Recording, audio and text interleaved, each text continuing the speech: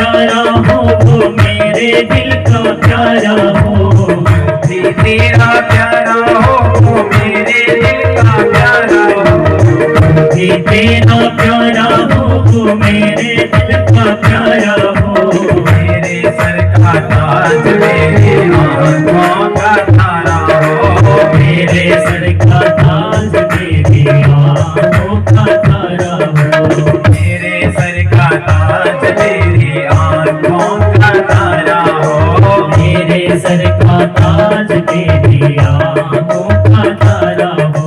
सब में निहारो तेरा रूप सुनहरा, सब में निहारो रूप सुनहरा, यूं बीत जाए जीवन मेरा, यूं बीत जाए जीवन मेरा, हर सांस में हो सुमिरन तेरा, हर सांस में हो सुमिरन तेरा, यूं बीत जाए जीवन मेरा, यूं बीत जाए जीवन मेरा।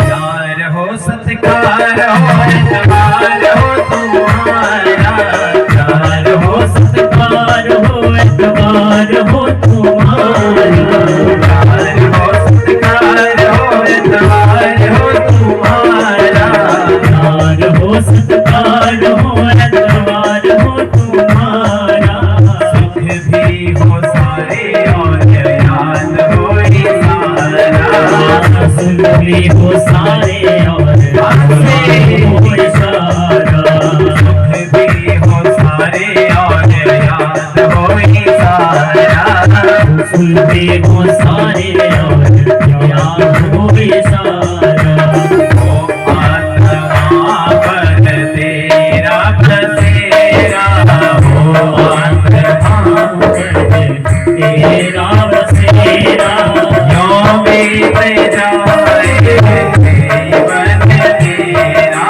यूं बीत जाए जीवन मेरा, हर सांस में हो सुमिरन तेरा, हर सांस में हो सुमिरन तेरा, यूं बीत जाए जीवन तेरा, यूं बीत जाए जीवन मेरा, यूं बीत जाए जीवन मेरा, यूं बीत जाए जीवन मेरा, यूं बीत जाए जीवन मेरा, यूं बीत जाए जीवन मेरा, यूं बीत जाए जीवन मेरा। बीत जाए जीवन मेरा। बोलिए भक्तवत्सल भगवान की जय, नंदनंदन सरकार की जय। हर श्वास में हो सुमिरन तेरा, यूं बीत जाए जीवन मेरा। भगवान का सुमिरन उठते बैठते चलते फिरते गाते नाचते जैसे मर्जी करो। भगवान का नाम लेने की नवदा भक्ति का दर्शन भागवत महापुराण कराता है।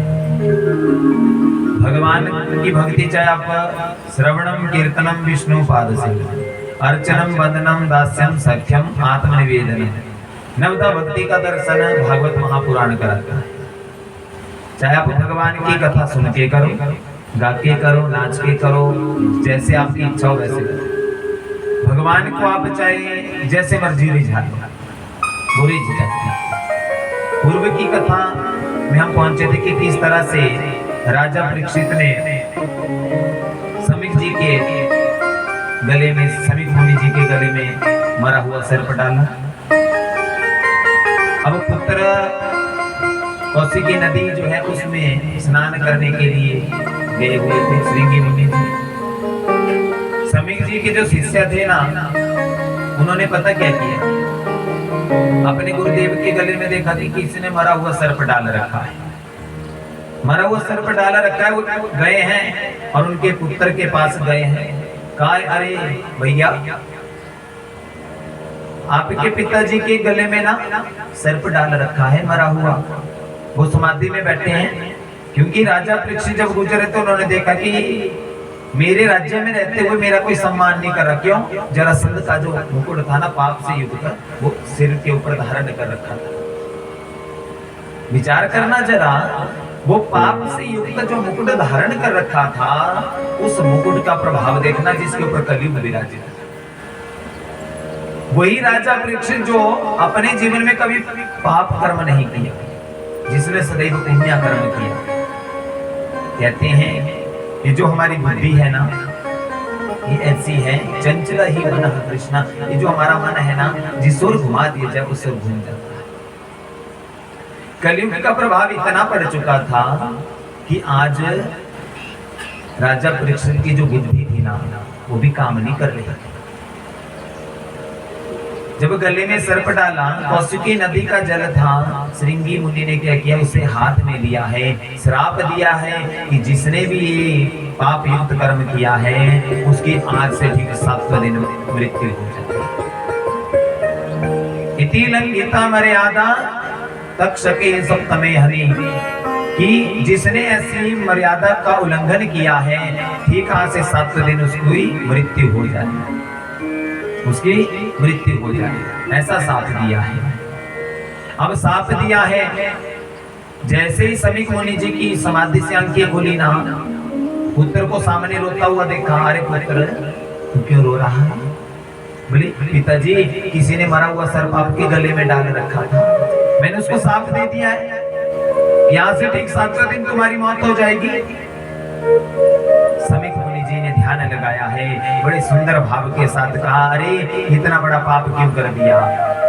वो धर्म को मानने वाले राजा परीक्षित थे।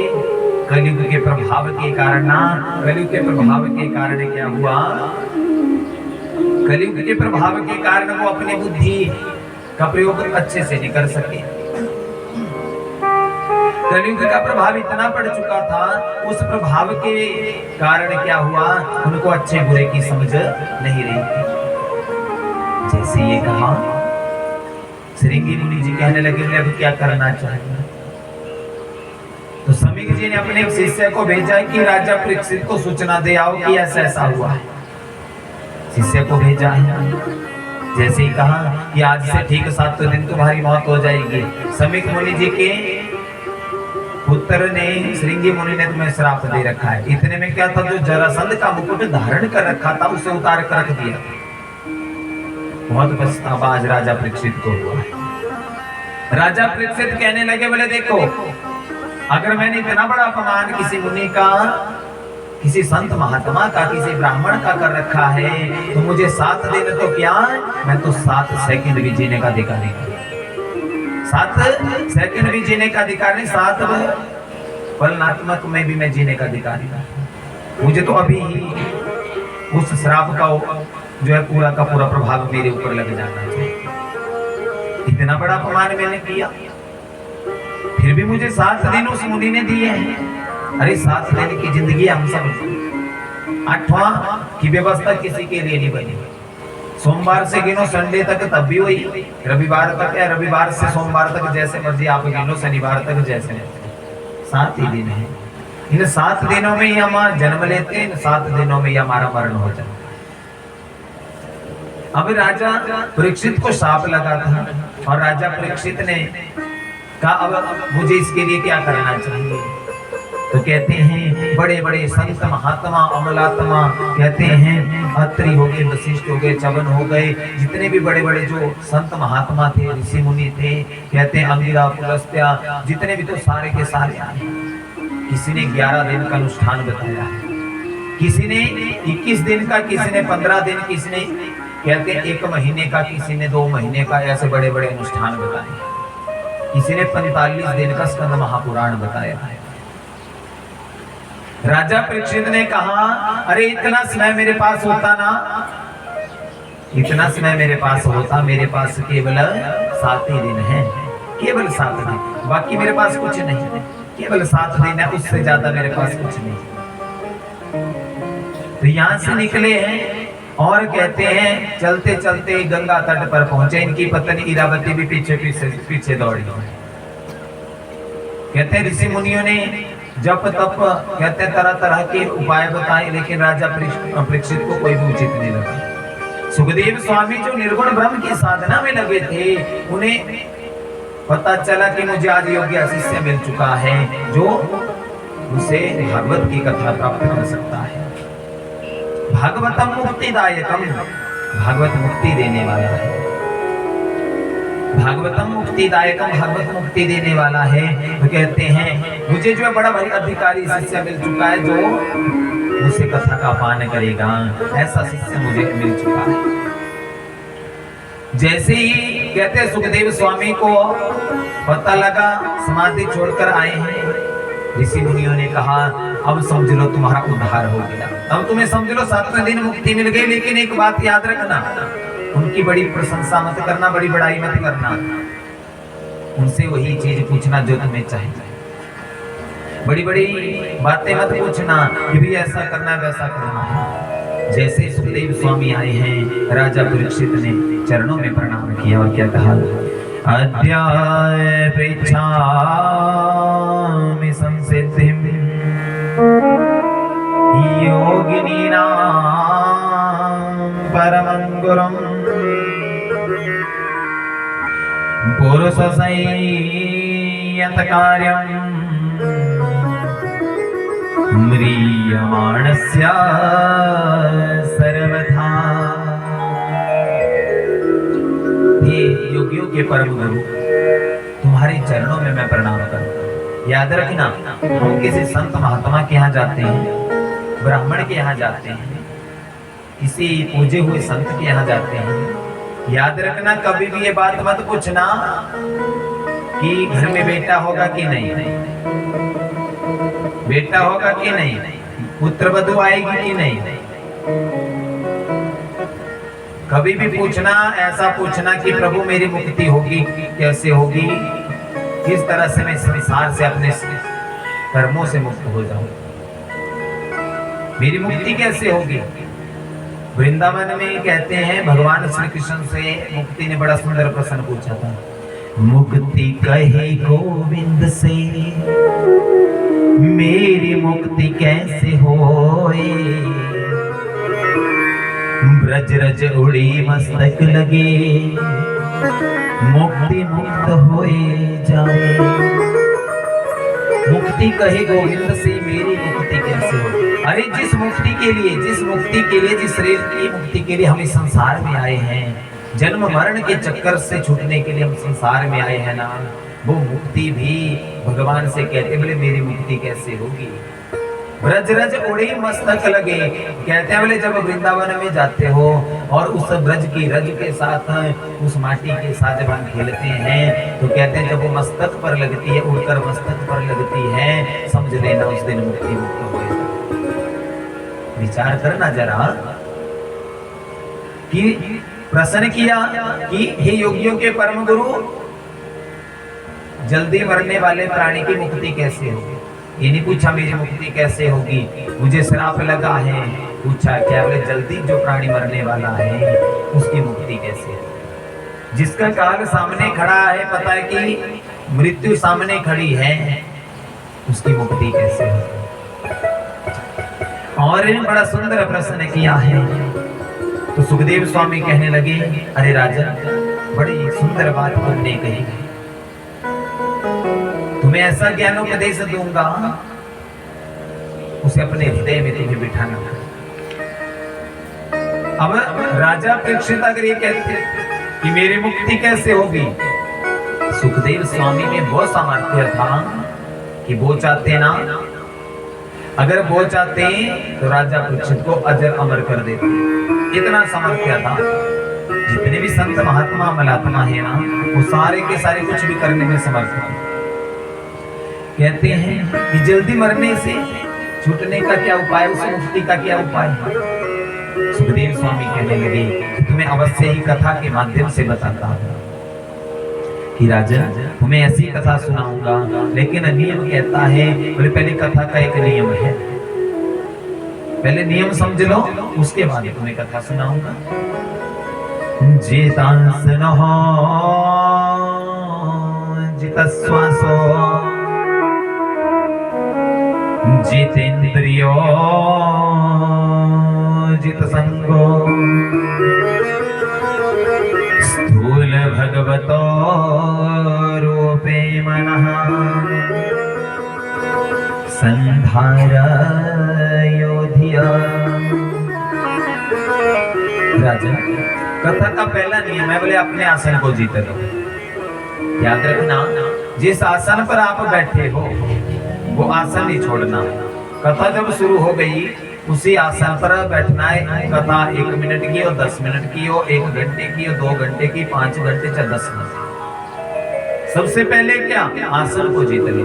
जितासन जितस्वास, आसन को जीत लो। अगर बैठने में पालथी मारकर बैठने में समस्या है ना, तो पटड़ा वगैरह ले लो। पर नियम तो कहता है, बोले आसन कथा सुनते समय भूमि ही होना चाहिए। अगर समस्या तो बोले पटड़ा ले लो। अगर फिर भी दिक्कत हो रही है बैठने में, तो 15 मिनट बैठने के बाद 2 मिनट खड़े हो जाओ, फिर बैठ कर सुनो। पर आसन तो एक ही होना चाहिए। नियम कहता है, बोले आसन नहीं छोड़ना। जो एक बार ले लिया उसे नियमित रखो। जितासनो जितस्वासो, बोले आसन तो पक्का ले लिया, लेकिन जितस्वासो, बोले श्वास श्वास पर भंजी हुई कृष्ण नाम। कहते बोले श्वास श्वास, हर श्वास में क्या होना चाहिए, भगवान का नाम, भगवान का सुमिरन होना चाहिए। हर श्वास में हो सुमिरन तेरा, यूं बीत जाए जीवन मेरा। बोले प्रभु आपका नाम लेते लेते मेरा जीवन बीतना चाहिए, केवल आपके नाम से मैं भव से पार हो सकता हूँ। उसके बाद क्या कहा, जित संगो जितेंद्रिय, संग को जीत लो। संग को जीतने की बात क्यों कही, बोले संग को जीतने का अर्थ क्या हुआ, बोले जो आस पड़ोस में बैठे होते हैं ना, ऐसा संग करो जो आपको 3 घंटे तक डिस्टर्ब ना करे। जो तार भगवान से जुड़ी हुई होती है ना, जो तार भगवान से जुड़ी हुई होती है ना, उस तार को कोई तोड़ ना सके, ऐसा मनोभाव होना चाहिए। बड़ी सुंदर बात कही है। जित संगो, त्रेता युग की बात है। रावण लंका के राजा है ना, इनके जो पिताजी थे ना, विश्रवा मुनि जी, बहुत बड़े विद्वान। इनके दादाजी पुलस्त्य ब्राह्मण, ये भी बहुत ज्यादा विद्वान थे। विचार करना, खुद विद्वान थे, पुत्र विद्वान था, पोता भी विद्वान बना दिया था। 10 वर्ष की आयु में 4 वेद, 6 वेदांग और 18 पुराणों का ज्ञान हो गया था। विचार करना, केवल 10 वर्ष की आयु में इतना ज्ञान अर्जित कर लिया था कि न भूतो न भविष्यति। रावण जैसा विद्वान न भूतो न भविष्यति, न पहले कोई था न कोई बाद में हुआ, न वर्तमान में कोई उनके जैसा।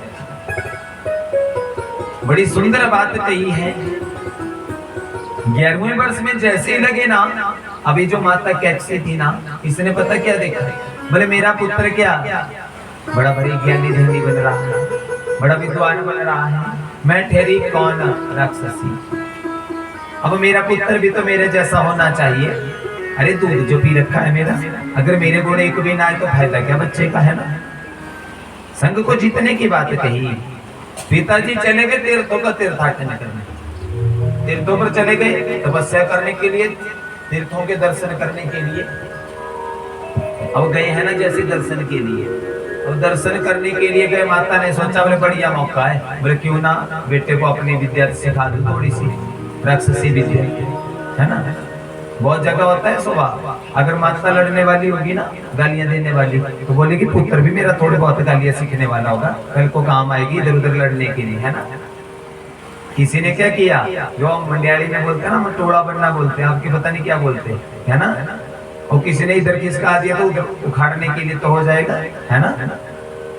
तो ठीक है, वैसे ही माता ने सोचा बोले अब बढ़िया मौका मिल गया, बोले अब क्या करना है, इसको कैसी विद्या, राक्षसी विद्या का ज्ञान करा दिया।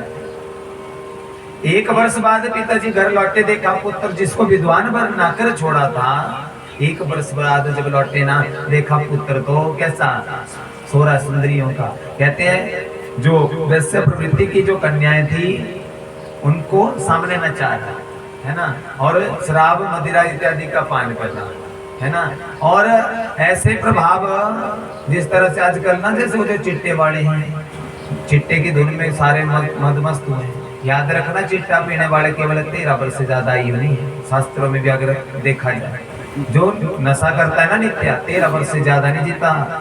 शराब पीने वाला भी होगा ना जो नित्य एक बोतल पी जाता है, 13 वर्ष उसकी आयु, उसके बाद वो खाली, उसके बाद गारंटी कोई नहीं, कब जैसे उसकी गाड़ी वो बुलावा आ जाए, फिर धक्का स्टार्ट है एक तरह से, है ना। तो विचार करना, वही रावण क्या कर रहा, वो सुंदरियों को देख रहा है, नाच रही है सामने, निर्वस्त्र होकर ऐसी ऐसी वैश्याओं का नृत्य देख रहा। पिताजी घर आए ना, देखा रे ये मेरा ही बालक है कि कोई और तो नहीं, ये मेरा ही बालक है जिसको मैंने विद्वान बनाकर छोड़ा था, ये वही है। देखा आज बोले मेरा पुत्र तो बिगड़ चुका है, विद्वान इतना बना दिया था 10 वर्ष की आयु तक। संग को जीतने की बात कही। रावण के पास जब तक पिता का संग था, अच्छा संग था ना, तब तक तो विद्वान रहा। जैसे माता का संग मिला ना, माँ के सानिध्य में जैसे गया, राक्षसी विद्या का पान किया और बिल्कुल राक्षस प्रवृत्ति का बन गया। बोलिए भक्तवत्सल भगवान की जय। जितेंद्रियों, फिर उसके बाद इंद्रियों को जीतने की बात कही। यहाँ आगे चलकर ध्रुव चरित्र आता है, वहां पर कहते हैं ध्रुव ने किस तरह से अपनी इंद्रियों को, अपने शरीर को अपने वश में किया। इंद्रियों को जीतने की बात कही कि किस तरह से हमारे हाथ, कान, पैर, नाक, मुख, नासिका, ये सारे के सारे शरीर के अंग कैसे चलने चाहिए हमारे अंडर। भगवान कोई जाति पाति कोई कुछ नहीं देखते, भगवान की नजरों में तो सब बराबर है। ब्राह्मण भी वैसा, क्षत्रिय भी वैसा, वैश्य भी वैसा, शूद्र भी वैसा। याद रखना, भक्ति जितनी ज्यादा हम गूढ़ता से करते हैं ना, उतना ही ज्यादा क्या होता, भगवान हमारे बन जाते हैं। भगवान के पास जाओ ना, तो भगवान के पास ये नहीं बोलो मुख से मुझे भी चाहिए। याद रखना, उसको क्या पता नहीं कि तुम्हें किस चीज की जरूरत है। माँ बाप को क्या पता नहीं है कि मेरे बालक को क्या चाहिए। वो तो परम पिता है, परमेश्वर है, जगदीश्वर है। माँ बाप को पता होता है कि मेरे बच्चे को किस चीज की जरूरत है। बच्चा जब स्कूल जाता है तो माता पिता को पता है कि मेरे बच्चे को सुबह क्या 2, 4, 5 रुपए मुझे देने पड़ेंगे उसको देने के लिए, है ना। हमारे टाइम में नहीं होते थे, हमारे टाइम में बहुत ज्यादा होते, गरीबी वाले समय होते थे। जब हमारी भी छोटी आई थी 5, 7 या 8 तक, उसका 2010 के बाद तो जमाने ने परिवर्तन ले लिया। जिसने खुद गरीबी देखी उसको सब चीजें जानता है। आज के समय में बच्चे क्या करेंगे कि मम्मी पापा 50 और 100 रुपए लगेंगे, बाकी 5-10 रुपए का तो है ही नहीं। हमारे समय में तो 1 रुपए के लिए भी बच्चे तरसते। कपड़े होंगे वो भी कैसे फटे पुराने, अगर जूते में एक टाली लगी होगी ना ऊपर से, पैच जिसको बोलते हैं, उसके ऊपर दूसरा लग जाएगा अगर वो फट गया। इतनी गरीबी के समय पीछे, आगे वाले बच्चे नहीं ये चीजें जानते। विचार करना, जिसने खुद जो चीजें देखी हुई होगी वही उस चीज को समझ सकता, बाकी कोई नहीं समझ सकता। अब भगवान का क्या स्वभाव है, उसको सब कुछ पता है कि मैंने अपने बालक को क्या देना। उसके सामने कोई हाथ फैलाने की जरूरत नहीं होती। उसको पता है कि कब मेरे भक्त को, कब मेरे बच्चे को क्या चाहिए। उसको कोई बताने की जरूरत नहीं होती कि मुझे ये चाहिए, ये चाहिए। समय जब आएगा तब आपको सारी चीजें मिलना शुरू हो जाएगी। भगवान के पास जाओ ना, तो केवल एक ही बात कहना, प्रभु एक आपसे आस है, बाकी किसी से नहीं। एक आस तुम्हारी है, विश्वास तुम्हारा है, अब तेरे सिवा बाबा कहो कौन हमारा है। एक आस लेकर प्रभु आपके पास आए हैं। विश्वास है किसके ऊपर? केवल आपके ऊपर। बाकियों के ऊपर क्या विश्वास है? संसार के ऊपर आप विश्वास नहीं कर सकती। जो आज आपका है कल को कोई पता नहीं कल को कहाँ होगा। विचार करना, जो आज आपका है वो कल को आपका नहीं। भगवान आज भी आपका तो कल भी आपका, लेकिन क्या जो प्रीत आज रखी है ना भगवान से, वही प्रीत कल भी होनी चाहिए। एक ही भाव रखो, अब तेरे सिवा बाबा कहो कौन हमारा। हमारे इस संसार में कोई नहीं। दुनिया अकेला बेचा था, आज भी हम अकेले हैं, कल को भी अकेले रहेंगे, आने वाले समय में भी अकेले रहेंगे। लेकिन प्रभु आपकी छत्र छाया में हम रहे, माँ बाप की गोदी में हम रहे, ऐसा जो है हमारे ऊपर आशीर्वाद बना। प्रभु हमारी जो नैया है ना, मझधार में नहीं रहनी चाहिए। मझधार में रख दी, चाहे थोड़ा मिले लेकिन सुख से मिले। नमक के साथ रोटी मिल गई खाने को, अगर सुख से मिली हुई होगी ना तो उसमें आनंद है। अगर दुख ही दुख जीवन में होगा, चाहे आप मटर पनीर खाओ, सेपो बड़ी खाओ, जो मर्जी खा लो, 56 प्रकार के भोग क्यों ना खा लो एक समय में, तब भी उसमें वो आनंद नहीं जो आनंद उस नमक और रोटी में है, अगर प्रेम से मिली हुई हो। विचार करना, यहाँ पर राजा परीक्षित को सुखदेव स्वामी कहते हैं कि तुम्हें कथा सुनाता हूँ आगे की कथा। संग को जीतने की बात कही, इंद्रियों को जीतने की बात कही, उसके बाद क्या कहा? राजा परीक्षित ने यहाँ प्रश्न किया कि गुरुदेव मुझे ऐसी कथा सुनाओ, जिस प्रभु ने मेरे गर्भ में रक्षा की थी, उस प्रभु का स्वभाव कैसा, उस प्रभु का चरित्र कैसा, वो कहाँ है? हरि व्यापक सर्वत्र समान। हरि व्यापक है, सर्वत्र समान है, सब कहीं भी मिल जाएंगे, लेकिन भाव होना चाहिए उनको ढूंढने का। प्रश्न किया कि जिस प्रभु ने मेरी गर्भ में रक्षा की वो कैसे है? सुखदेव स्वामी कहने लगे कि हे राजा, जिस प्रभु ने तुम्हारी गर्भ में रक्षा की ना, उन प्रभु का बड़ा सुंदर मनोभाव है, सर्वांग सुंदर मनोभाव तुम्हारा। उन प्रभु ने क्या किया? अपने भक्त के हाथों केले के छिलके खा ली। जैसे ये कहा तो बड़ा सुंदर प्रश्न किया, अरे अगर उन्होंने केले के छिलके खाए, वो खिलाने वाला कौन? बोले बात उस समय की है जब महाभारत का युद्ध चला हुआ।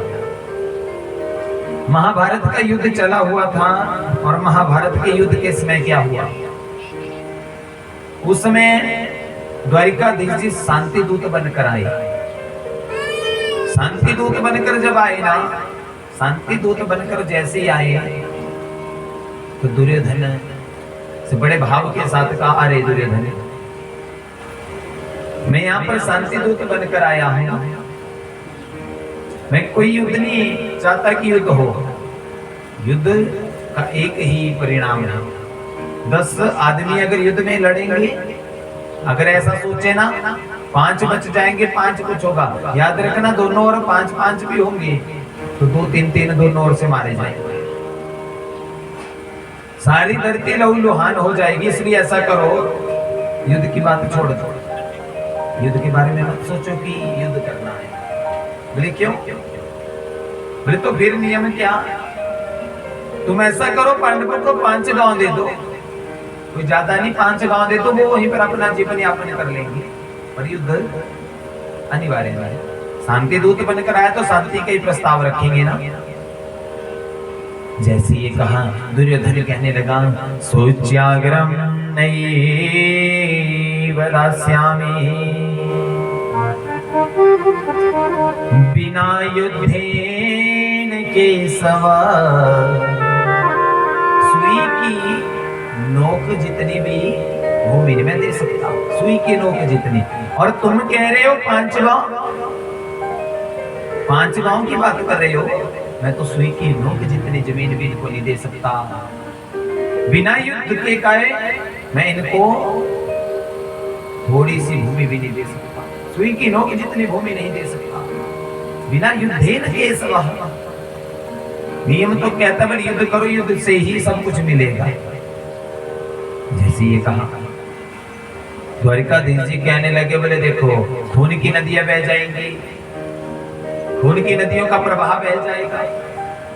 काहे को युद्ध के लिए विवश हो रहे हो कि युद्ध करना है, ऐसा करना है, वैसा करना है। माताओं के मस्तक से सिंदूर उजड़ जाता है, माताओं के मस्तक से सिंदूर उजड़ जाता है। पता नहीं कितने घर सुनसान हो जाएंगे, कितने माताएं विधवा हो जाएंगी, कितने माताओं के जवाई मृत्यु को प्राप्त हो जाएंगे, कितनी बेटियां, कितने रिश्तेदार उनके विधवाओं का रूप धारण करेंगे। अरे बिना युद्ध के ही 5 गांव दे दो ना, कि सब ना तुम शांति दूत बनकर आए हो, खाने की व्यवस्था है इसलिए ऐसा करो, तुम खाना खाओ, बाकी चीजें छोड़ दो। क्या खाना है, क्या पीना है, क्या करना है, युद्ध के बिना तो कुछ नहीं मैं देने वाला। जैसे ये कहा कि मैया ने 56 प्रकार के भोग बनाए रखे हैं, उनको तुम ग्रहण कर लो। 56 प्रकार के भोग। द्वारिकाधीश जी ने बड़ा सुंदर उत्तर दिया है, तुम 56 प्रकार के भोगों की बात कर रहे हो, 56 प्रकार के भोगों की बात कर रहे हो। भोजन केवल 3 अवस्थाओं में किया जाता है, 3 अवस्था। पहला भाव, खिलाने वाले का भाव है या नहीं। दूसरा अभाव, अभाव किस चीज का, अगर किसी को भूख लगी है, मन कर रहा है, बोले भोजन ग्रहण कर लो। और तीसरा प्रभाव, तीसरी अवस्था है प्रभाव। पहली बात कहूं, भाव तुम्हारा खिलाने का नहीं, और बिना भाव के मैं कहीं खाता नहीं, बिना भाव के मैं कहीं खाता नहीं। दूसरा अभाव, मेरे यहाँ भूख का अभाव नहीं, मुझे भूख नहीं है कि मैं तेरे यहाँ खाना खाना। और तीसरी बात रही प्रभाव की, तो डरता मैं किसी के बाप से। प्रभाव की बात कही ना, बोले डरता तो मैं किसी के बाप से नहीं। जैसे ये कहा, दुर्योधन कहने लगा, अरे इतना अपमान है मेरा। तुरंत सैनिकों को आदेश दिया कि पकड़ लो, देखता हूं मैं भी यहाँ से कैसे जाते हो। भगवान ने कहा, बोले भाव में अगर भोजन ग्रहण करना तो मैं विदुर जी के यहाँ भोजन ग्रहण करूंगा। विदुर जी जो छिपके सारी बातें सुन रहे थे, अरे मेरे यहाँ तो व्यवस्था ही नहीं, मेरे यहाँ तो कुछ व्यवस्था नहीं बनी है खाना खाने की, कोई बैठने की नहीं, कोई उठने की। ये कदम अगर कोई बोल देना कि मैं आपके यहाँ आ रहा हूँ, 5 मिनट में बोल दे, फिर जाना पड़े, एकदम बंदा कितनी सफाई कर लेगा, एक कमरे की ही नहीं होगी, आधी जैसी सफाई भी नहीं होगी। जैसे एक विदुर जी ने एकदम दौड़ लगाई और सीधे निकल गए अपनी कुटिया, अपने घर की ओर। दूसरी ओर दुर्योधन ने क्या किया, भगवान को पकड़ने के लिए सिपाहियों को आदेश दे दिया। भगवान बोले देखो, किसी में अगर हिम्मत है ना, आ जाओ, जितनी सेना भेज दो, ऐसा ना हो आप युद्ध में जाने से पहले यही मैं युद्ध कर लूं।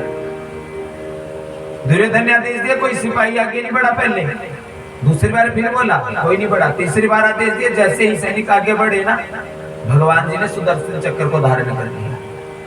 अब किसी की हिम्मत नहीं आगे आने की हो रही थी, किसी की हिम्मत आगे आने की नहीं हो रही थी कि कोई आगे आए या कुछ करे। तो कहते हैं उस समय, कहते हैं एक की भी हिम्मत ऐसी नहीं हुई कि कोई आगे बढ़े और क्या करे, भगवान जी को रोक सके। सारे सिपाही वैसे के वैसे खड़े रह गए और द्वारिकाधीश जी बाहर आके आए हैं। आगे चलकर जैसे दूसरी ओर विदुर जी ने अपनी पत्नी विदुरानी से कहा, जो स्नान कर रही थी, अरे विदुरानी, द्वारिकाधीश जी हमारे घर आ रहे हैं। जैसे ही कानों में शब्द पड़े ना कि द्वारिकाधीश जी आ रहे हैं, अब बेचारी स्नान करते करते लोटा ले रही, फिर अपने ऊपर, फिर ले रही, फिर अपने ऊपर, कोई पता नहीं कि स्नान कर रही है कि क्या कर रही है। जैसे स्नान करे, पता नहीं कितने लोटे अपने ऊपर डाल दिए। कोई आज शुद्ध बुद्ध नहीं रही कि मैंने क्या करना है क्या नहीं करना है, क्योंकि भगवान जो है ना वो लाख आंखों से देखता है। अब कोई शुद्ध बुद्ध नहीं रही कि मैंने क्या करना क्या नहीं करना। विदुर जी बोले, मैं बाजार जाता हूँ, कोई खाने के लिए कुछ अच्छा सा पेड़े वगैरह ले आता हूँ। नीचे वृंदावन, राजस्थान, इन जगहों पर पेड़ ज्यादा मिलते हैं खाने के लिए। बोले पेड़ ले आता हूँ मैं भगवान जी के लिए, द्वारिकाधीश जी के लिए। अब विदुरानी को बड़ा पता अब क्या करना क्या नहीं करना। स्नान कर रही, इतने में भगवान जी द्वारिकाधीश जी सामने आ गए। द्वारिकाधीश जी जैसे आए ना, साकर खटखटाई, जो पहले कुंडा नहीं होता था, पुराने जमाने की जो कुंडी होती थी घर में, होती थी कि नहीं, देखी तो सबने होने लगी। ऊपर भी आप ही मंदिर में दुर्वासा ऋषि जी का जो मंदिर है ना, वहां भी है वैसे साथ। जैसे वो खटखटाई ना बाहर से, अब विदुरानी को कोई सुध बुद्ध नहीं रही। जैसे ही खटखटाई, कोई सुध बुद्ध नहीं रही, अब मैंने करना क्या। गिल्ले बस्तर से, गिल्ले वस्त्रों में ही कभी इधर घर का अंदर का चक्कर, कभी इधर कभी उधर कभी उधर। अरे मैं क्या करूं क्या करूं, द्वारिकाधीश जी क्या करना है क्या करना है क्या करना है, ऐसे करते करते भगवान जी बाहर से साकर खटखटाते रहे, कुंडी खटखटाते रहे। अब जैसे दरवाजा खोला ना, एक अटक कैसे नहीं आ रही है, सभी नहीं बोला गया कि अंदर आ जाओ, आओ अंदर जरा आसन को ग्रहण करो। एक अटक नहीं आ रही है, एक अटक। अब कुछ बोला नहीं जा रहा मुख से। द्वारिकाधीश जी कहने लगे, अरे विदुरानी अंदर आऊं मैं क्या, कि यहीं से चला जाओ। अरे नहीं नहीं नहीं, द्वारिकाधीश जी आओ अंदर आओ। जैसे अंदर लाया, अब भगवान को क्या किया, पूरे घर के चक्कर लगाना शुरू कर दी। यहाँ बैठो, ना ना ना ना, यहाँ तो गंदा, यहाँ नहीं, अरे जैसे। अब भगवान जी भी पीछे पीछे दौड़े, आगे विदुरानी बेचारी कभी यहाँ बिठा रही, कभी वहां बिठा रही, कभी वहां, पूरे घर का चक्कर लगा दिया।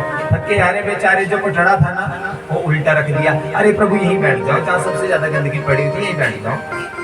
भाव देखना जरा, पूरी कुटिया के चक्कर लगाने के बाद बिठाया, पता कहाँ, बाहर से तो नहीं, अरे भगवान के ऊपर से पौड़ियों से उतर रहे हैं। पूरे घर का चक्कर लगवा दिया, और बाद में जो पटड़ा था ना, वो उल्टा रख दिया। भगवान को कहा यहाँ बैठ जाओ। भगवान जी ने नहीं देखा कि पटड़ा उल्टा है कि सीधा, क्योंकि भगवान क्या देखते हैं, भगवान तो भाव देखते हैं। वो ये नहीं देखते कि मेरे भगत के यहाँ क्या है, वो भाव देखते हैं। गीले में बिठाओ, सूखे में बिठाओ, जब कचरा हुआ जहां मर्जी बिठाओ, कोई नहीं देखते कि मेरा भगत कैसा है। भाव का भूखा हूं मैं, भाव ही के सार है, भाव से भजता मुझे, भव से बेड़ा पार है। भाव बिन देवे मुझे, मैं कभी लेता नहीं, भाव से एक पत्र देवे, वो मुझे स्वीकार है। भाव से जो भजता मुझे, जो भाव से मुझे भजे, वहां पर मैं कुछ नहीं देखता, केवल उसके भाव देखता हूँ। भाव से कोई मुझे पत्ते भी खिला देना, उसे भी मैं ग्रहण कर लेता हूँ। अब विदुरानी जी कहने लगी, बोले देखो यहाँ बैठो, पतिदेव गया बाजार तक, वो आपके लिए कुछ ला रहे हैं, उन्हें पेड़ा वगैरह कुछ ना कुछ खाने के लिए। इतने में ना केले का बन है मेरे इधर घर के साथ ही, मैं वहां से थोड़े से केले ले आती हूँ। पके हुए केले लाए ना, अब केले तो ला दिए। अब किया क्या, जैसे केले का वो छिलका निकाल रही ना, केले को एक तरफ फेंक रही पत्तल के ऊपर, जो छिलके थे ना भगवान को खिला रही बड़े प्यार से, ये लो जी ये खाओ। भगवान ने वो चीजें देखी, मुझे छिलके खिलाए जा रहे हैं। भगवान ने उस भाव को स्वीकार किया, और जो केले के छिलके थे ना, उन्हें ऐसे भाव से ग्रहण किया जैसे अमृत को पान कर रहे हैं। विचार करना, जैसे पता नहीं केले ही खा रहे हैं। एक केला, 2, 3, 4, 5, पूरी टोकरी सामने खत्म हो गई। केले में चारे टोकरी उस पत्तल के ऊपर, और छिलके भगवान बड़े चाव के साथ खा रहे। अब खा रहे, इतने में क्या हुआ, विदुर जी आ गया। आए देखा, अरे देवी क्या कर रही हो, छिलके खिला रही हो प्रभु को, छिलके खिला रही हो। विदुरानी ने बड़ा सुंदर उत्तर दिया, श्वास देना प्रभु इतनी तो कम से कम, श्वास देना प्रभु इतनी तो कम से कम, तुम तुमसे मिलने से पहले न निकले ये दम। अरे प्रभु, प्रभु के साथ जब मिलन हो जाए ना, भगवान के साथ जब मिलन हो जाए तो भगवान के साथ मिलन से उससे बड़ी कोई दूसरी वस्तु ही नहीं। भगवान कहने लगे ऐसे भक्त, अगर मेरे भक्त ना क्या कर दे, क्या खिला रही हो? पेड़ा दिया भगवान को खाने के लिए, एक ही निवाला उस पेड़े का लिया ना, जैसे ही एक पेड़े का एक निवाला जैसे लिया ना, मंडियाड़ी अंदर बोलते ना कगरा, तुम्हारे बोल दो ना कुल्लू अंदर एक कगरा है ना, जैसे एक निवाला लिया, एक निवाला जैसे धारण किया ना मुख में, भगवान ने बड़ा सुंदर उत्तर दिया है, द्वारिकाधीश ने बड़ा सुंदर उत्तर दिया। अरे विदुर जी, एक बात कहूं, तुम्हें बुरा ना लगे, जो आनंद छिलकों को खाने में था ना, वो आनंद इस पेड़े को खाने में नहीं। जो भाव, जो आनंद मुझे उस छिलके को खाने में आ रहा था, वो आनंद मुझे इस पेड़े को खाने में नहीं आ रहा। अब विदुरानी जी ने देखा सामने सारे अकेले उधर छिलके भगवान ने खाई।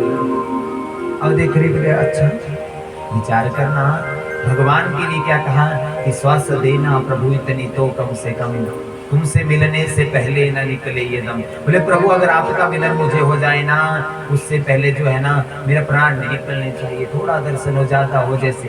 अभी जो भागवत साक्षात्कार हो रहा है ना, भागवत की कथा है जो आप सुने, तो साक्षात नारायण भगवान आपके घर आए हैं, नारायण भगवान आपके घर आए हैं, उनकी वचन सारी वाणी आप उनकी सुन रहे हो। मैं कौन होता हूँ यहाँ से बोलने वाला? मेरे पास कोई बड़ बड़ी हो थोड़ी नहीं है, बोलने वाली पावर तो कोई और ही है, वही खुद बोलती है, जैसा बोलेगी अच्छा बुरा हो आप बोल देती है। मेरी एक आदत है, मैं मुख के ऊपर बोल देता हूँ, चाहे खरा लगे चाहे बुरा लगे, अच्छा लगे बुरा लगे जैसा भी। अब विचार करना, भगवान ने बड़ा सुंदर भाव कहा कि जो आनंद उन छिलकों को खाने में आ रहा था ना, वो इस पेड़े को खाने में नहीं आ रहा। भगवान ने बड़ा सुंदर उत्तर दिया, पैत्र पुष्पम फलम तोयम यो मे भक्तया प्रयच्छति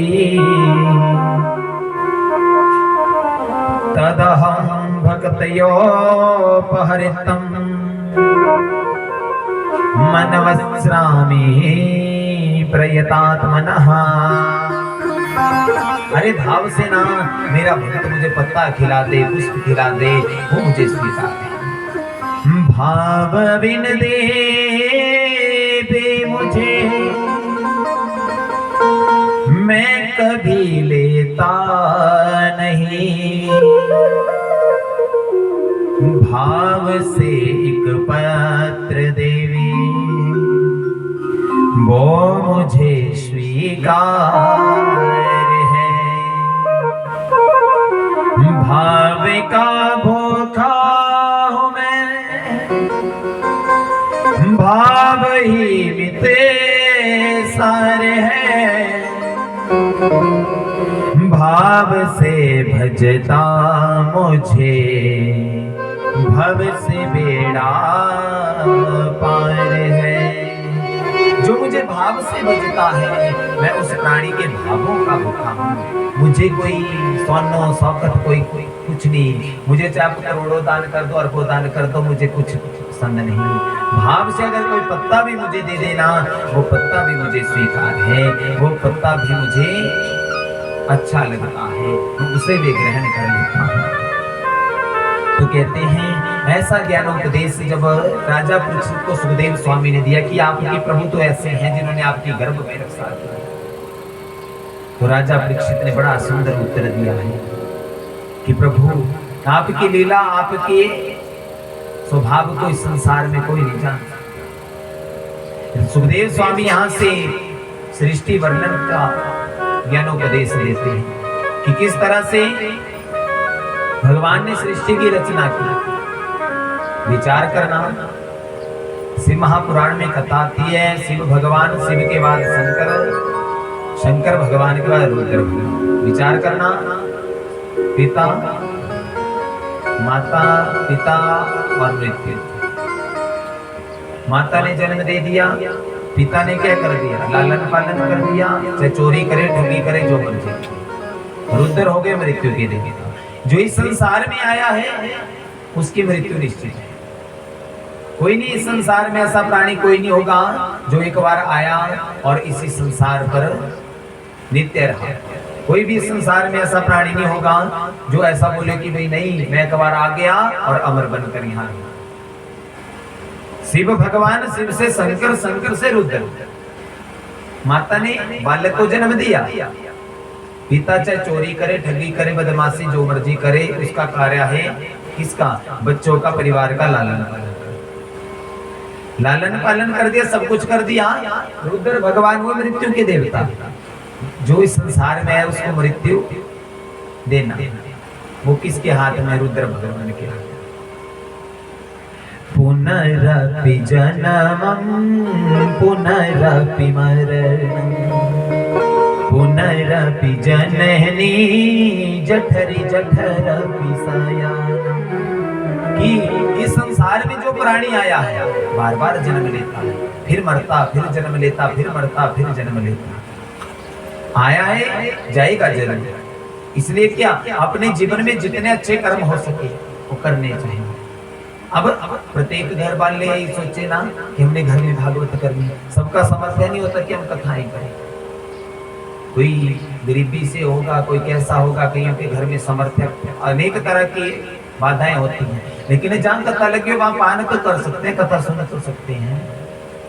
श्रवणम कीर्तनम विष्णु पाद सेवनम, सुन तो सकते हैं, कहीं भी जाकर सुन लो।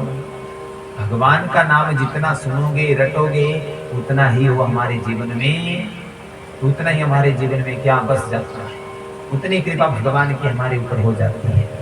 कहते हैं भगवान विष्णु की नाभि से जल के ऊपर, शेषनाग की सैया के ऊपर विष्णु भगवान, और विष्णु भगवान जी की नाभि से कमल का फूल खिलता है।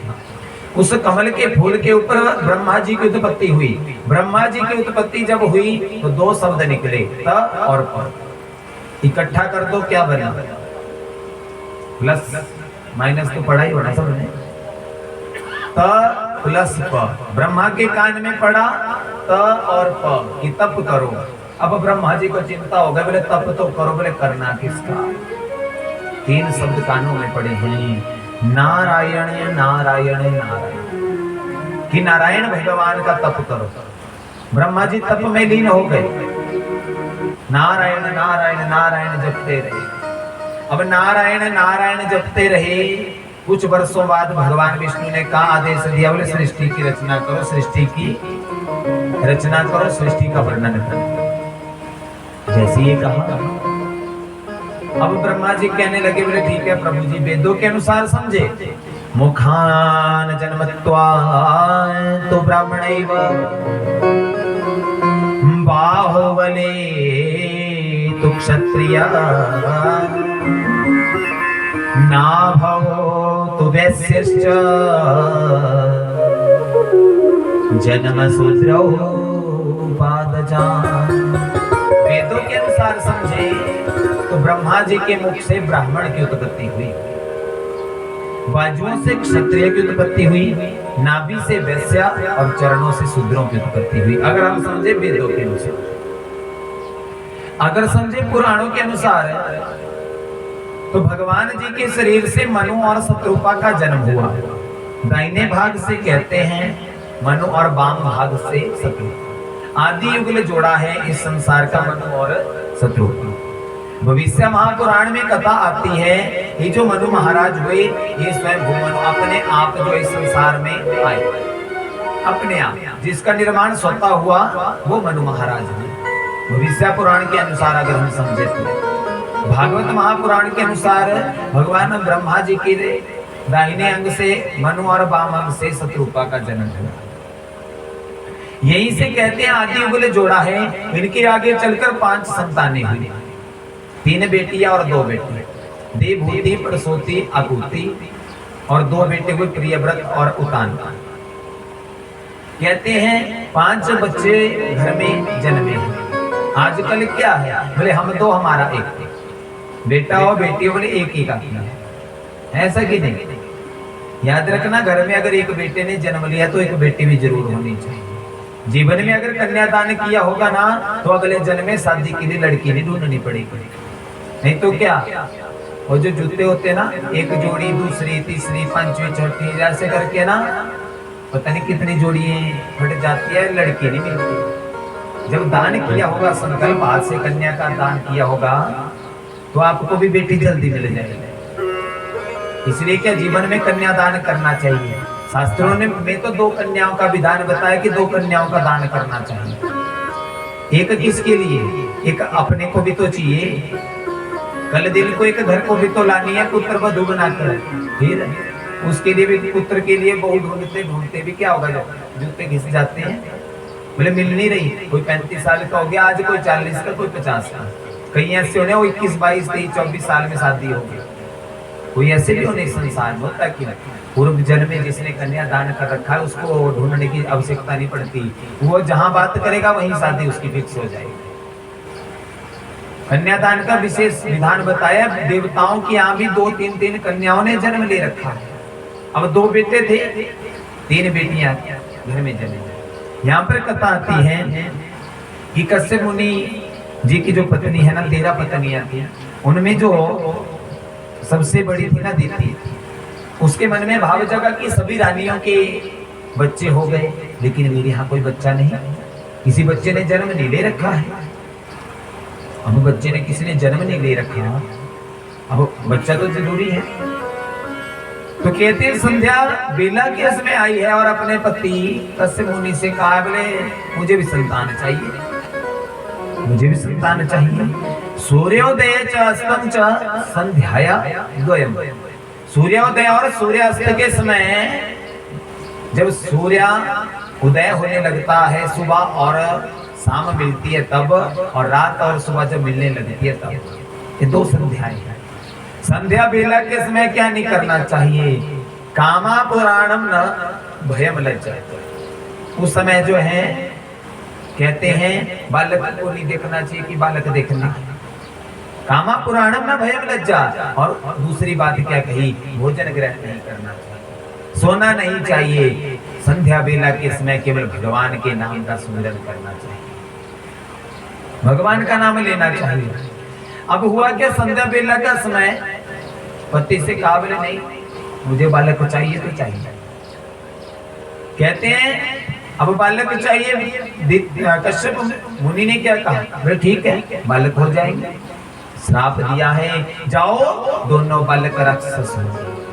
उन्होंने संध्या बेला के समय ऐसा कार्य किया है। कामा पुराणम न भयम लज्जा। कामा पुराण में क्या कहा है, न भयम लज्जा। संध्या बेला के समय जो है लज्जा करनी चाहिए हर कार्य। अब श्राप तो दे दिया, तो दीति चरणों में गिर पड़ी, अरे प्रभु मैंने तो अच्छे बालक की इच्छा की थी कि अच्छे बालक, सुंदर बालक जो है हमारे घर में जन्म ले, अरे कैसा श्राप दे दिया। कश्यप मुनि जी कहने लगे, तुम्हें अपनी गलती का पश्चाताप हो, इसलिए दूसरा वचन देता हूं। बोले जाओ, बालक तो होंगे राक्षस, लेकिन उनका उद्धार करने के लिए साक्षात नारायण भगवान को धरा पर आना पड़ेगा। साक्षात नारायण भगवान को धरा पर आना पड़ेगा। अब 2 बालकों ने जन्म लिया। संध्या बेला के समय याद रखना, सोना नहीं चाहिए। बहुत से लोग क्या करते हैं, बड़े जी थकीरे कि भाई जाना सही और संध्या उठना जाए क्या ठीक है ना। और बहुत से लोग कैसे होने, वो सुबह क्या करते हैं, सुबह 8-8 बजे तक सोए रहे, 9-9 बजे तक सोए रहे। तो ऐसा भी नहीं होना चाहिए। संध्या बेला के समय शयन नहीं करना चाहिए, भगवान का नाम लेना चाहिए जितना हो सके, जितना हो सके उतना नाम लेना चाहिए। ज्यादा ना आए तो क्या, हरि ओम नमो भगवते वासुदेवाय। भागवत का मूल मंत्र है हरि ओम नमो भगवते वासुदेवाय। तो इस मंत्र का जाप कर लो, राम राम बोल दो, कृष्ण कृष्ण बोल दो, जो अच्छा लगे वो बोल देना चाहिए। अब विचार करना, 2 बालकों ने जन्म ले लिया, हिरण्याक्ष और हिरण्यकश्यप। ये जो हिरण्याक्ष और हिरण्यकश्यप दोनों बड़े वीर। हिरण्याक्ष ने क्या किया, अब वीर था, बलवान था, इसने क्या किया, पृथ्वी को उठाया और रसातल को ले गया। इतना वीर था कि पृथ्वी को ही उठाकर ले गया। धरती पर जितने भी जो देवी देवता थे ना, सारे त्राईमाम करने लगे कि ऐसा कर दिया। ब्रह्मा जी के पास गए हैं, ब्रह्मा जी के पास गए, ब्रह्मा जी को बार बार प्रणाम किया, अरे प्रभु कुछ कीजिए जिससे क्या हो जाए, जिससे सृष्टि ये जो पृथ्वी है ना, इस धरा पर जो पुनः स्थापित हो जाए। जैसे ये कहा, अब जैसे ये कहा ना, अब ऐसा कहने के बाद अब ब्रह्मा जी कहने लगे, बोले करता हूं कुछ।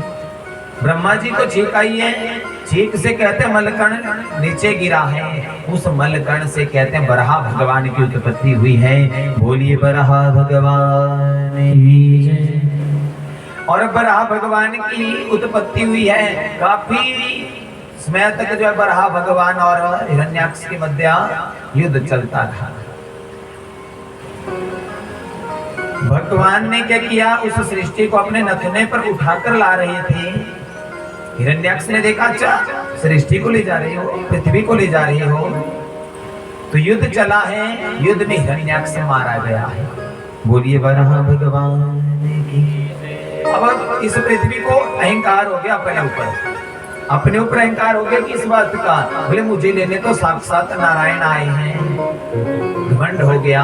जैसे घमंड हुआ ना, तो भगवान जी ने क्या किया, मथुरा वृंदावन ब्रजमंडल इनका दर्शन कराया है। जैसे ये दर्शन कराया ना, पृथ्वी बोले, बोले ये कहां से, बोले तेरा भाग नहीं। 3.5 करोड़ तीर्थों में कहीं पर भी वृंदावन का नाम नहीं आता। वृंदावन भगवान विष्णु का गोलोक धाम है, कहीं पर भी नाम नहीं आता, एक गोलोक धाम है। जब वृंदावन का दर्शन किया ना, तो देखा, बोलिए कहां से, ओ मन चल रे वृंदावन धाम, वृंदावन धाम राधे राधे गाई। कौन कौन जाना चाहता वृंदावन? जाना चाहता? बैठ के जाएंगे, कैसे जाएंगे? ओ मन चल रे वृंदावन धाम, वृंदावन धाम राधे राधे गाएंगे। मन चल रे वृंदावन धाम, राधे राधे गाएंगे। मन चल रे वृंदावन धाम, राधे राधे गाएंगे। मन चल रे वृंदावन धाम, राधे राधे गाएंगे।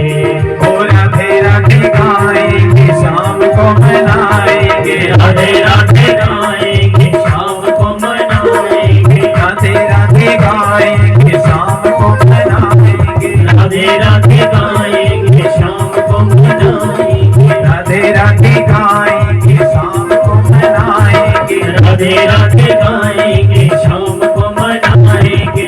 चल रे वृंदावन धाम, राधे राधे गाएंगे। चल रे वृंदावन धाम, राधे राधे।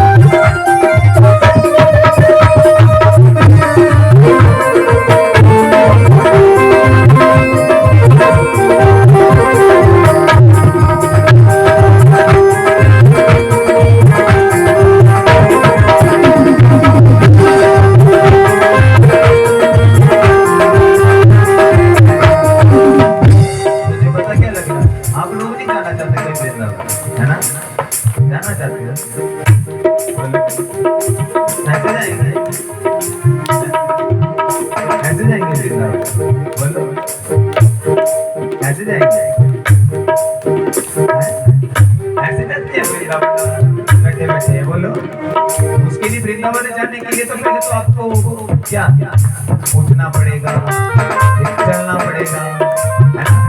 और जब भगवान के दरबार में जाते हैं ना, तो मुंह लटका के नहीं जाते, कैसे जाते हैं? नाचते गाते, है ना, खुशी मनाते, ऐसे जाते हैं, जाते कि नहीं? ओ वृंदावन में यमुना किनारा, वृंदावन में यमुना किनारा, वृंदावन में यमुना किनारा, वृंदावन में यमुना किनारा,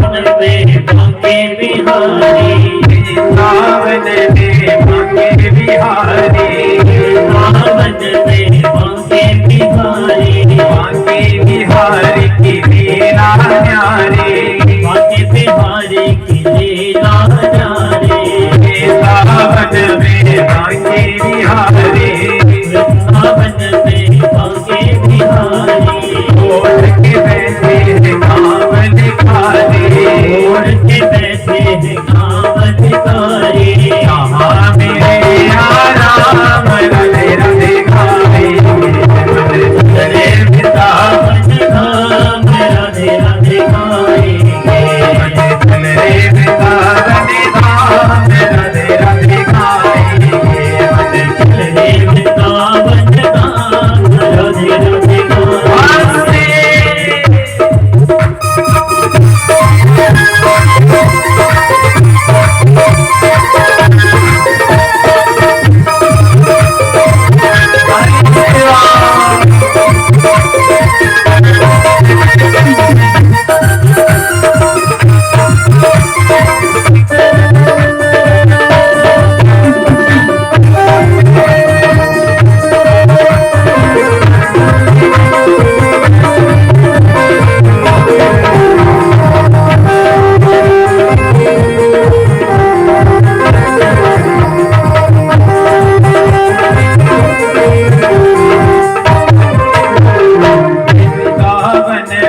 गिरी गोवर्धन, वृंदावन में गिरी गोवर्धन, वृंदावन में गिरी गोवर्धन, गिरी गोवर्धन गिरी गोवर्धन, गिरी गोवर्धन, गिरी गोवर्धन, गिरी गोवर्धन गिरी गोवर्धन, गिरी गोवर्धन, गिरी गोवर्धन, जहाँ मेरे श्याम राधे गाए, वृंदावन धाम राधे राधे गाएंगे, चल रे वृंदावन धाम राधे राधे गाएंगे, चले वृंदावन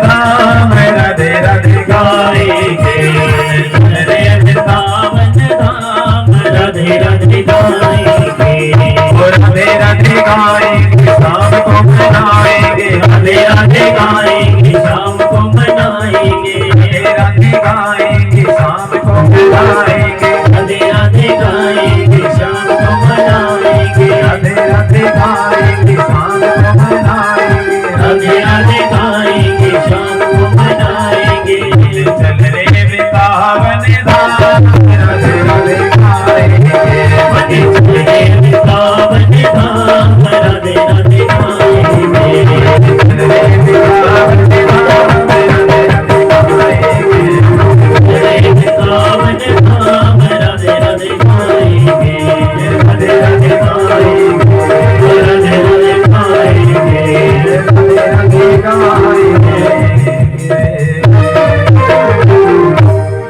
बोलिए भक्त वत्सल भगवान की जय, बोलिए नंदनंदन सरकार की जय, जाए वृंदावन हम तो जाए आपका पता नहीं। बोलिए भक्त वत्सल भगवान की जय।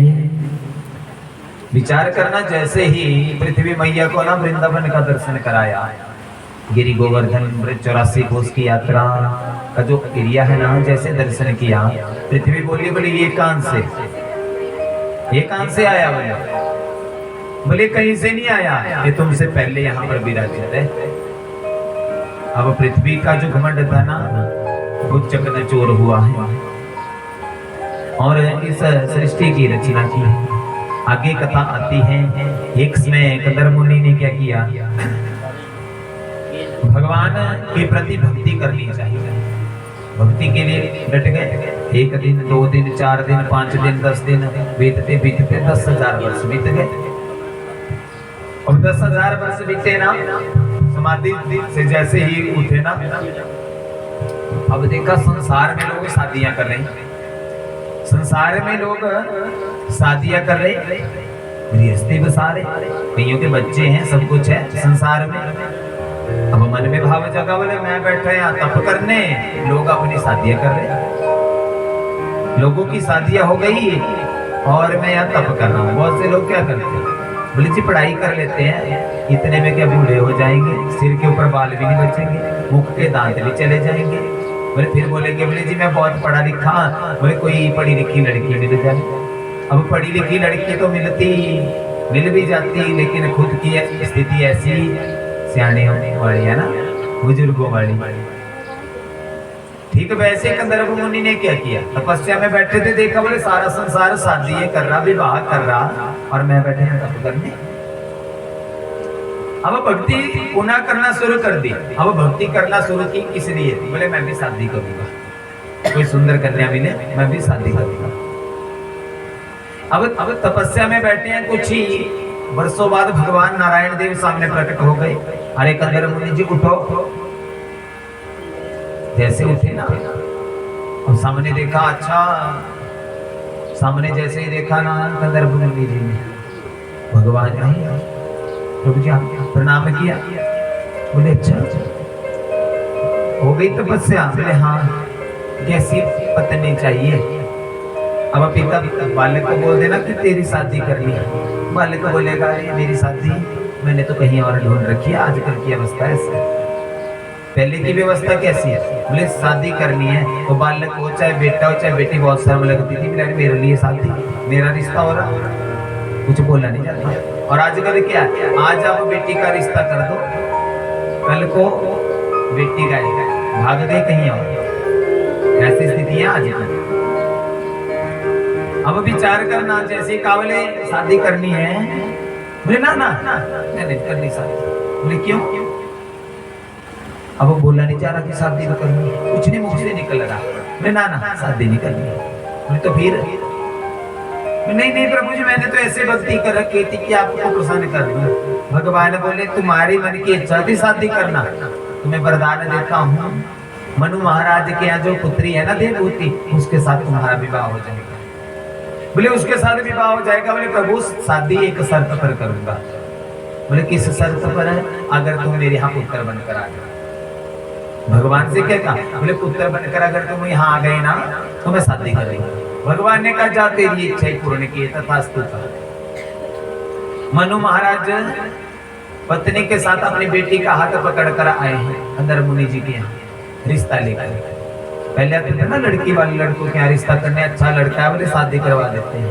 आजकल लड़के वाले जाएंगे 50 बार, जब तक दुल्हन घर के अंदर नहीं लाई तब तक गारंटी कोई नहीं हमने शादी होगी कि नहीं, है ना। ऐसा नहीं बोले शादी के लिए गए, दूल्हा गया बारात लेके, इतने में लड़की किसी और के साथ भाग गई, है ना। ये स्थितियां बन चुकी है संसार की। याद रखना ये जो लव मैरिज है ना, ये 100 में से 1 या 2 ही सक्सेस होती है, बाकी तो टूटती है। 100 में से 2, वो भी कोई रेयर होगी जो विचारों को समझने वाले। वैसे तो 100 में से 98 तो ऐसी होनी टूटने वाले।